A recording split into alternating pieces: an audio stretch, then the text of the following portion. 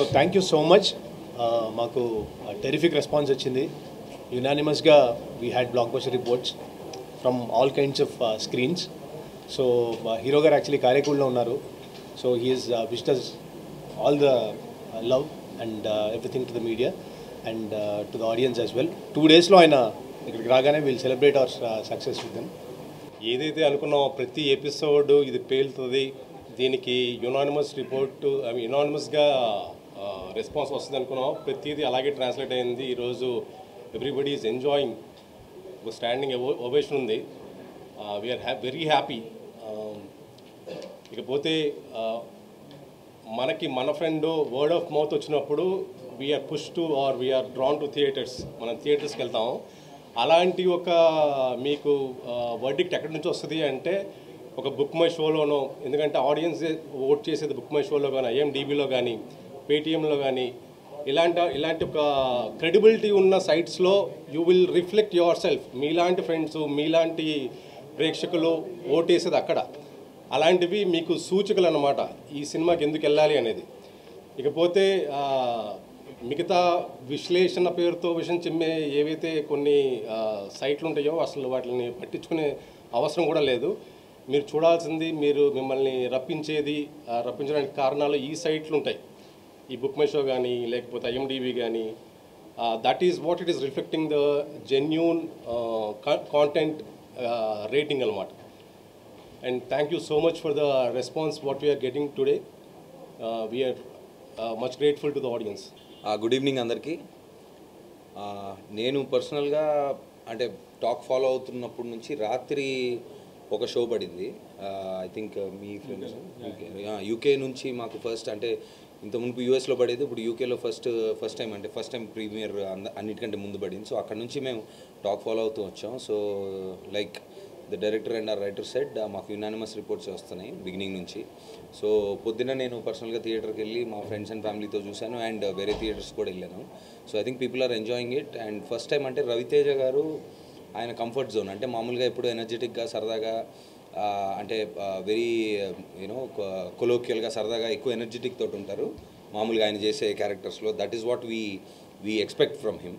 So ఆయన ఇంత మునుపు అంటే నాకు మా వాళ్ళు కానీ ఆడియన్స్ కానీ చెప్పింది ఏంటంటే విక్రమార్కుడులో రాథోడ్ క్యారెక్టర్ ఎలాగైతే ఎంజాయ్ చేశారో ఆ ఇంటెన్సిటీ, సో సేమ్ అంటే చాలా సంవత్సరాల తర్వాత మళ్ళీ ఆ వైబ్ వచ్చింది, చాలా బాగుందని చెప్తున్నారు. So he stepped out of his comfort zone and ఒక డిఫరెంట్ కైండ్ ఆఫ్ ఎంటర్టైన్మెంట్ ఇచ్చారు దీంట్లో.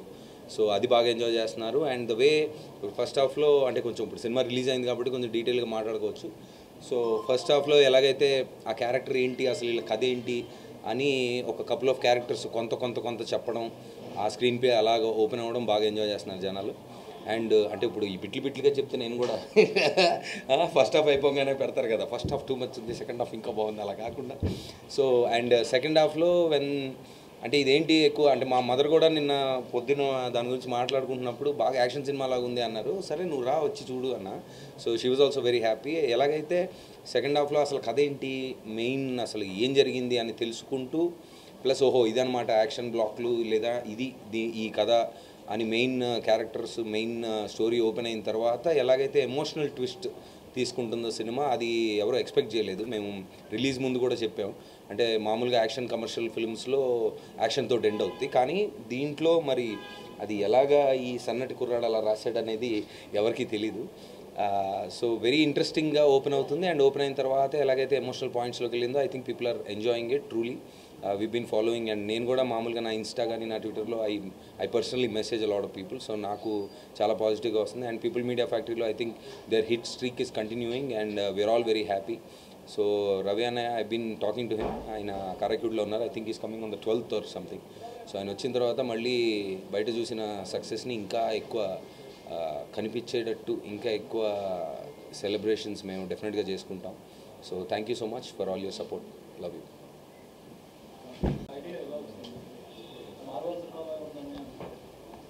మార్వలస్గా ఉందంటున్నారా? It's like a marvel, it like a wow. అంటే కమ్స్ ఫ్రమ్ ద స్టోరీ.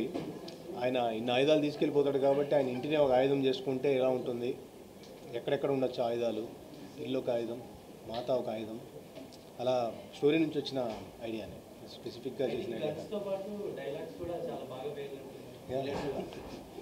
అదే సేమ్ కథ ఇచ్చే బ్యాకప్పే ఆ డైలాగ్ కూడా కారణం. పబ్జీ గేమ్ కంటే సినిమాలో ఎక్కువ గేమ్లు ఉన్నాయని కొంతమంది ఇంకా వెళ్ళడానికి ఫిక్స్ అయ్యారు, అంటే బ్యాచ్ సెటప్. అంటే పబ్జీ బేసిక్గా ఏంటంటే తెలియకుండానే మనలో రెలవెంట్ థింగ్ అయిపోయింది. అంటే ఒక పాయింట్లో నేను చాలా చిన్న పిల్లల దగ్గర నుంచి పెద్దవాళ్ళ వరకు పబ్జీలు ఆడుతూ దాన్ని ఇంకా ఏకంగా బ్యాన్ చేసే పొజిషన్కి వచ్చిందంటే స్కోప్ పెట్టు, సో స్కోప్ కరో back side, why can't we use it అని అనిపించి వాడుకున్నాం అంతే. I think kids are enjoying it very much. Announce చేశారు కదా పార్ట్ 2, సో ఎలా ఉండబోతుంది, మా ఎక్స్పెక్టేషన్స్ ఎలా పెట్టుకోవచ్చు, యాక్షన్ ప్యాక్డా లేదంటే అన్ని ఎలిమెంట్స్? అంటే ఒకటి మనం ఈ సినిమా ఫస్ట్ నుంచి కూడా ఆ సినిమాలో డైలాగ్ ఉంది, ఇందే డైలాగ్ యాక్చువల్లీ గేట్లు వేసాం, సైరన్ వేసాం, అలాగే సినిమా ట్రైలర్లు వేసాం, టీజర్లు వేసాం, సినిమా యాక్షన్ ఫిల్మ్ డ్రామా అని చెప్తూ వచ్చాము. నువ్వు శంకరాభరణం ఎక్స్పెక్ట్ చేసి వస్తే మనం ఏం చేయలేము. సో ఇది యాక్షన్ డ్రామా, యుద్ధకాండ తీసినా కూడా యాక్షన్ డ్రామాలానే ఉంటుంది, యాక్షన్ ఫిల్మ్లో ఉంటుంది, కమర్షియల్గా ఉంటుంది, మాస్ ఆడియన్స్కి రీచ్ అవ్వడానికే ట్రై చేస్తాం. సో దీంట్లో అఫ్కోర్స్ స్టోరీ టెల్లింగ్లో మనం కొంచెం ఎన్హాన్స్మెంట్స్ ట్రై చేస్తాం, ఒక ఫినిష్ ఇవ్వడానికి ట్రై చేస్తాం, కానీ బట్ మేజర్లీ తీసేదైతే కమర్షియల్ యాక్షన్ డ్రామా. రవితేజకి ఎలా కన్విన్స్ చేశారు? బేసిక్గా ఆయన జానర్ సపరేట్ ఉంటుంది, ఆ కంఫర్ట్ జానర్ నుంచి బయటకు వచ్చి యాక్షన్ ప్యాక్ ఫిల్మ్ ఇప్పుడు వరకు చేయలేదు ఆయన. అంటే యాక్షన్ అనగానే కమర్షియల్ ఒక లేబుల్ వచ్చేస్తుంది కాబట్టి ఆటోమేటిక్గా ఆయన ఈ వాజ్ వెరీ ఓపెన్ ఫస్ట్ నుంచి కూడా.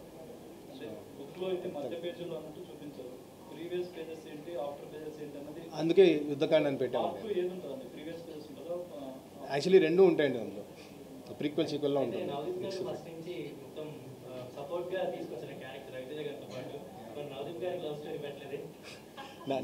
నేను ఆయన్ని ప్రేమిస్తుంటా. రొమాన్స్ అదే సెకండ్ పార్ట్లో మీరు చూస్తాడు బ్రోమాన్స్.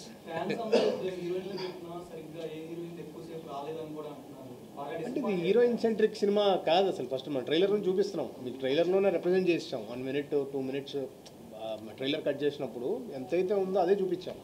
అంటే స్క్రీన్ పైన మీరు అన్న పాయింట్, ఇప్పుడు స్క్రీన్ పైన స్క్రీన్ టైం గురించి మాట్లాడితే మీరు అనింది కరెక్టే, కానీ ఇప్పుడు కథ ప్రకారంగా మాట్లాడితే సహదేవ్ ఇప్పుడు తను అన్నట్టు తను అంటే ఆయన క్యారెక్టర్ నేను చాలా కాంట్రాక్ట్లు తీసుకున్నా ఏది మిస్ అవ్వలేదు, కానీ ఇప్పుడు నేను చేసేది లైఫ్ టైం కాంట్రాక్ట్, నా వైఫ్ ఇచ్చిన కాంట్రాక్ట్ అనేది ఒక మాట అంటారు కదా. So if you see the driving force it is the heroine కాదు. ఇది నీ ఫ్యాన్స్ అడిగారన్నా, నీ ఫ్యాన్స్ చాలా సెన్సిటివ్గా డీల్ చేసే విషయం అంటే డ్రగ్స్ కానివ్వండి, గన్స్ కానివ్వండి.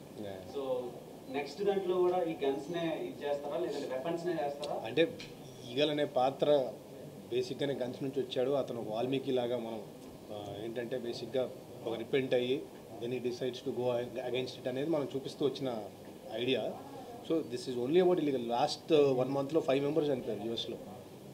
మొన్న కూడా మన ఇండియన్ స్టూడెంట్స్ మీద అటాక్ జరుగుతుంది. It is happening, it will happen. And India వరల్డ్లో 6th rank or 7th rank ఉంది. We are not far away, almost near.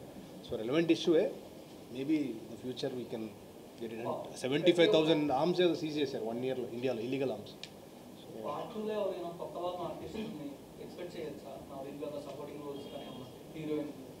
So అది కంప్లీట్లీ అసలు టూ ఎర్లీ టు కమెంట్.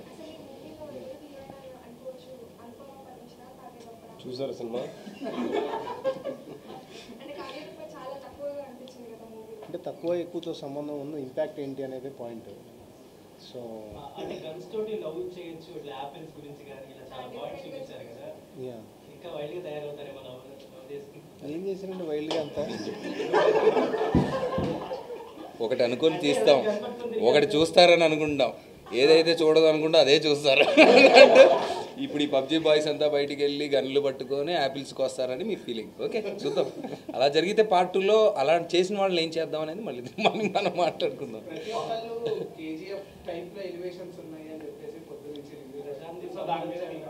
మళ్ళీ ప్రశాంత్ కనిపించారు మాకు. అసలు ఒక్కొక్క డైలాగ్ ఏంటంటే మాకే లేదు సింపుల్. అంటే తీసుకున్న పాయింట్కి ఆయన సినిమాలకి అసలు మాకు సంబంధం లేదు, మనం తీసుకున్న సోల్ వేరు. But when something has had, ఆయన ఒక మార్క్ సెట్ చేశారు కాబట్టి ఆటోమేటిక్గా somebody is putting it to it, it's okay. విధ్వంసంలో కూడా అంటే తన పాపకి బదులుగా వీళ్ళ పాపని ఇవ్వాలి అని ఆ పాయింట్ తీసుకున్నాను. ఆయన హ్యాపీ అంటే ఎమోషనల్ పాయింట్ ఏదో ఒకటి ఉండాలి కదా డ్రామాకి, డ్రైవ్ ఉండాలని ఈ tried all these things. Climax లో అమ్మవారు సీన్ ఉంటుంది, చెప్పేకి నువ్వు అన్నీ దానికి చాలా ఆడియన్స్ రెస్పాన్స్ హెవీగా ఉంది. టూ మచ్ ఉంది అది the highest goose bumps moment అంటే అదే. అసలు ఆ బ్యాక్గ్రౌండ్ స్కోర్ కానీ అది కానీ నేను అంటే I know the story, I saw the visual, కానీ బ్యాక్గ్రౌండ్తో ఫుల్ థియేటర్లో జనాలతో నేను చూడలేదు కదా. సో పొద్దున్న చూసినప్పుడు ఐ థాట్ ఇది బాగా లేచింది, బాగా సో అది ఆన్ చేసేదే మీరు స్టార్ట్ చేస్తారు. సో ఆ థాట్ ఎలా చూస్తారు? సో అదే ఇందాక చెప్పినట్టు అంటే ఆయన ఇంటిని ఆయుధం చేసుకుందాము, ఇంతమంది వస్తే ఎలా ఆపాలి, 10 yearsగా అక్కడ ఉంటున్నాడు అంటే ఆయన 4C చేసినట్టే 10 yearsలో జరుగుతుంది ఇలాంటిది ఒకటి అని. సో 4C చేసుకున్నప్పుడు ఎట్లా బిల్డ్ చేశారు అని మీరు యాక్చువల్లీ డీటెయిల్గా చూస్తే నవదీప్ గారు యాక్చువల్లీ ముందు సీన్స్లో కూడా అది రిపేర్ చేస్తూ ఉంటారు. శ్రీనివాస్ వచ్చినప్పుడు శ్రీనివాస్ హౌస్లా గారు వచ్చినప్పుడు అండ్ ఫస్ట్లో అజయ్ ఘోష్ గారు ఇంటికి వచ్చినప్పుడు ఆ కార్ది ఫిక్స్ చేస్తూ ఉంటారు. సో ఎక్కడ సబ్ కాన్షియస్గా బిల్డ్ చేస్తూనే వచ్చాం, అది తర్వాత పే ఆఫ్ చేసుకున్నాం. పార్ట్ 2 వెళ్తే మొత్తం హై మూమెంట్స్తోనే వెళ్తాం, ఇంకా కమర్షియల్ ఎక్స్ట్రావెంజానే వెళ్తాం. ఇంకా అంతకంటే బెటర్ ఎక్స్పెక్ట్ 100%. Thank you.